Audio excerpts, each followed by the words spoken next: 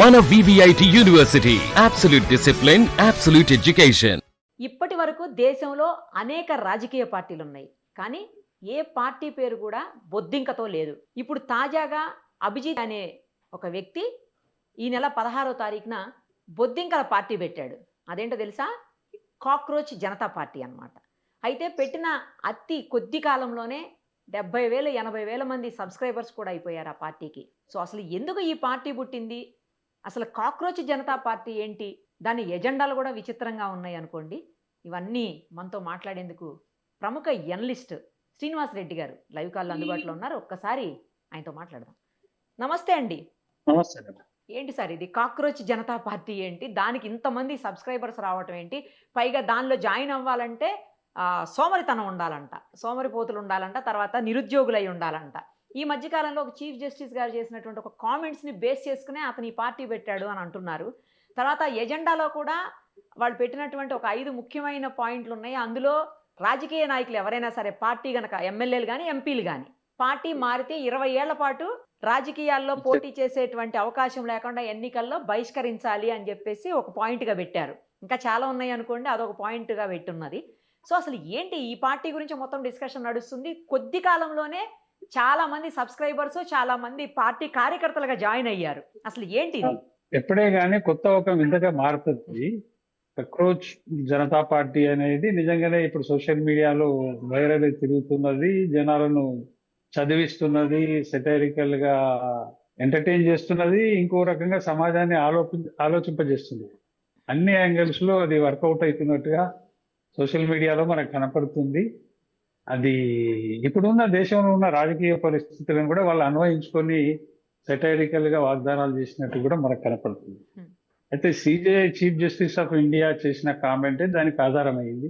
Chief justice of India ఏ సందర్భంలో దేనికోసం చేసిండు అనేది మనం కాస్త చూసినప్పుడు భావంతో నిరుద్యోగులు వకీళ్ళు అయిపోతున్నారు, జర్నలిస్టులు అయిపోతున్నారు, RTI కార్యకర్తలు అయిపోతున్నారు అనేది కామెంట్ అవుతుంది మనకు కనపడుతుంది. అంటే సంథింగ్ ఈజ్ దేర్. అతనికి ఏదో ఒక విషయంలో కోపం తెప్పించి ఉండొచ్చు, ఏదో చిన్నగా. దాని మీద సెటైరికల్ గానే అన్నాడు, అది ఎమోషనల్ గానే అన్నాడు, అతనికే తెలుసు. కానీ అది మాత్రం ప్రజలకు చేరింది, అది ఒక పార్టీగా కూడా మారి ప్రజలను అందరినీ రంజింపజేస్తున్నారు అనుకోవచ్చు ఒక రకంగా. అంటే ఎమోషన్ లో కూడా ఒక ఎంటర్టైన్ అనేది ఉండదు. సహజంగా ప్రజల్లో రాజకీయాల మీద ఉండే అసహ్య భావం, లేకపోతే ఇతరత్ర వ్యవస్థల మీద ఉన్న అసహ్య భావం ఏదైతే ఉంటుందో అది రిఫ్లెక్ట్ కావడానికి ఈ కాక్రోచ్ జనతా పార్టీ పెట్టి దాన్ని అతడు ఎవరైతే స్థాపించినామని చెప్పుకుంటున్నారో ఆయన మాత్రం దీన్ని బాగా ప్రజల్ని ఎంటర్టైన్ చేపిస్తుండనొచ్చు, ఆలోచింపజేస్తుండని కూడా చెప్పొచ్చు. అన్ని అతను చెప్పిన మేనిఫెస్టోలు అన్ని విషయాలు అందరూ అంగీకరించకపోయినా ఏదో ఒక విషయం మాత్రం ప్రజల్ని అట్రాక్ట్ చేసి ఉంటది. మీరు అన్నట్టుగా ఏంటంటే పార్టీ ఫిరాయించే ఎమ్మెల్యేలను కానీ ఎంపీలను కానీ ఏ పార్టీకి సంబంధించిన 20 ఏళ్ల పాటు నిషేధించాలనేది వెరీ ఎఫెక్టివ్లీ సమాజాన్ని కదిలించే విషయం. నిజంగానే అది ఒక కొత్త రకమైన ఆలోచనగా ప్రజలకు కూడా కనపడుతుంది. ఇప్పటి వరకు మనకు బాగా నచ్చుతున్న అంశం అదే సార్. ఇప్పుడు నార్మల్ పర్సన్స్ కి, రాజకీయ నాయకులకు నచ్చదేమో కానీ ఎగ్జాక్ట్లీ అదొక్కటి మాత్రం ఎవరైనా యాక్సెప్ట్ చేస్తారు. అది అంటే అక్రాస్ ది పార్టీ, అది బీజేపీ ఉండని, కాంగ్రెస్ ఉండని, కమ్యూనిస్ట్ పార్టీ ఉండని, అంటే ఆయా పార్టీల సింపథైజర్స్ కూడా దాన్ని యాక్సెప్ట్ చేసే పరిస్థితి. ఇప్పుడు ఉన్న ఎమ్మెల్యేలు ఎంపీలు తప్ప మిగతా సమాజం అంతా దాన్ని ఓకే చేస్తుంది.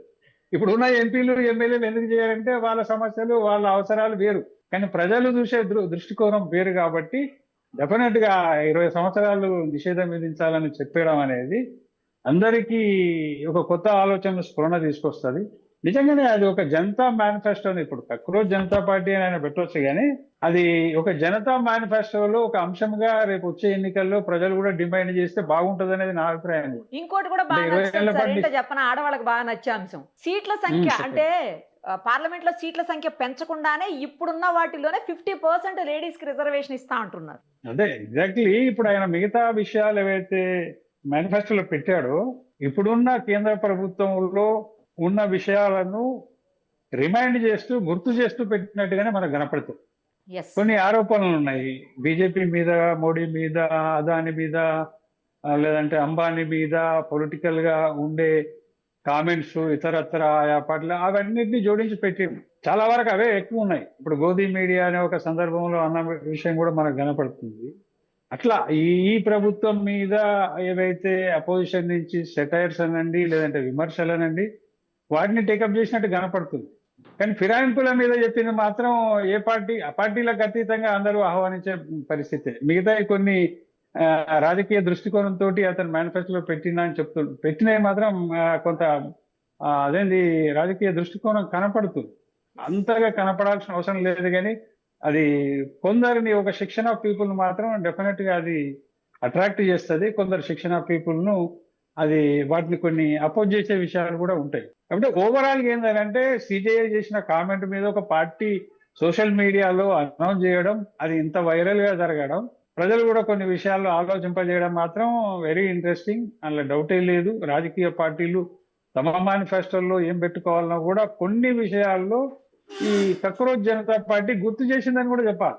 ఇప్పుడు ఒకటండి, రేపు వచ్చే ఎన్నికల్లో ఏ ఎన్నికలు వచ్చినా కానీ ప్రజలు ఒక విషయం చెప్పే అవకాశాన్ని మాత్రం కాక్రోచ్ జనతా పార్టీ కల్పించిందని చెప్పాలి. పార్టీ ఫిరాయింపుల మీద కాదు, దాని అర్హతలు ఏంటో తెలుసా సార్? అర్హతలు చూసారా?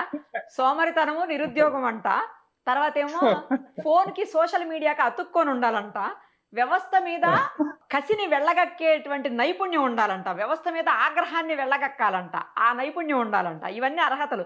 అయితే విషయం ఏంటంటే కొన్ని పార్టీల నేతలు కూడా ఇందులో జాయిన్ అయ్యారు. ఇప్పటికే దాదాపు 70-80 వేల మంది కార్యకర్తలు అయిపోయారు పార్టీకి ఇప్పటికే. ఈ వాళ్ళందరూ సోమరిపోతులు అనుకోవచ్చా? సోషల్ మీడియాకు అడుక్కపోయి చూస్తుంది అనుకోవచ్చా?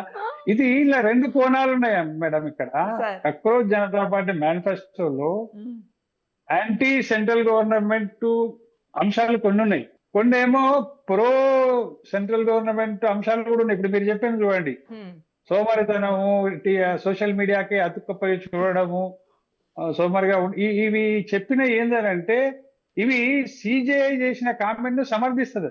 అది కరెక్ట్, దానికి అపోజ్ కాదు. ఇప్పుడు సిజేఐ ఏ సందర్భంలో సెటైరికల్ గా అతను ఏ విషయంలో అసహనాన్ని వ్యక్తం చేయాలనుకుంటే అసహనాన్ని కాక్రోచ్ పేరు చెప్పి అసహనాన్ని వెళ్ళగక్కినట్టే మనకు అర్థం. కాబట్టి ఆ కాక్రోచ్ విషయంలో అతను అసహనాన్ని ఏదైతే చెప్పిండు దానికే సిమిలర్ గా ఈ మేనిఫెస్టోలో కూడా ఒక అంశం ఉన్నది. అది ఒక రకంగా సిజేఐ కామెంట్ ను సమర్థించే రకంగా కూడా మనకు అనిపిస్తుంది సెటైరికల్. సోమరితనం ఉండి సోషల్ మీడియాకే అతుక్కపోయి చూడడం, నిరుద్యోగి అయి ఉండి అని ఇవన్నీ ఉండడం, ఇవన్నీ నైపుణ్యం, ఇవన్నీ సిజేఐ చేసిన కామెంట్ ను సమర్థిస్తున్నట్టుగా కూడా ఉంది. కాబట్టి అలా కూడా ఉంది. ఇప్పుడు ఉన్న సంకల్ప కేంద్ర ప్రభుత్వం మీద విమర్శనాత్మకంగా ఉన్నాయి, సిజేఐ కామెంట్ ను సమర్థించే రకంగా కూడా ఉంది. ఓవరాల్ గా ఏంటంటే ఇంబ్యాలెన్స్ కాకుండా బ్యాలెన్స్ గా మేనిఫెస్టో రాసినట్టుగా కాక్రోచ్ జనతా పార్టీ అధ్యక్షుడు చేసినట్టుగా ప్రయత్నం మనకు కనపడుతుంది. సరే, ఎనీహౌ కొన్ని పొలిటికల్ అవేర్నెస్ కూడా ఇందులో దాగి ఉంటది. సెటైరికల్ గా ఒక పార్టీని సోషల్ మీడియాలో అనౌన్స్ చేసినంత మాత్రం అదేం కాదు. పోయి ఈసీ ఎలక్షన్ కమిషన్ దగ్గర రిజిస్ట్రేషన్ చేసుకోవాల్సి ఉంటది, దానికి గుర్తిస్తారు.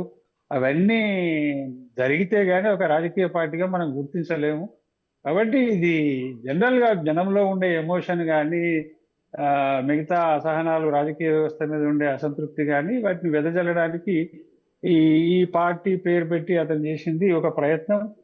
ఫెయిలియర్ కాదు, సక్సెస్ అని చెప్పాలి. జనానికి ఎంటర్టైన్ కావచ్చు, ఎమోషన్ కావచ్చు, ఎంటర్టైన్ కావచ్చు, మాట్లాడుకునే పరిస్థితి వచ్చింది కదా సార్ ఈ రోజు. ఎగ్జాక్ట్లీ. ఇప్పుడు మన అందరికి పార్టీ ఫిరాయింపుల చట్టంలో 2/3 మెంబర్స్ పోతే ఫిరాయింపులు వర్తించవు అనేది మాత్రమే తెలుసు. మనం ఒక్కరు పోతే మాత్రమే అతని పదవి పోతుంది అనేది తెలుసు. ఆ ఒక్కరి పైన వాళ్ళ పదవి పోకుండా ఎవరు కాపాడుతున్నారు ఈ కాలంలో అంటే స్పీకర్ కాపాడుతున్నారు. మనం చూసినాం తెలంగాణ సభలో, గతంలో కేసీఆర్ హయాంలో చూసినాం, ఇప్పుడు రేవంత్ రెడ్డి ప్రభుత్వ హయాంలో చూస్తున్నాం.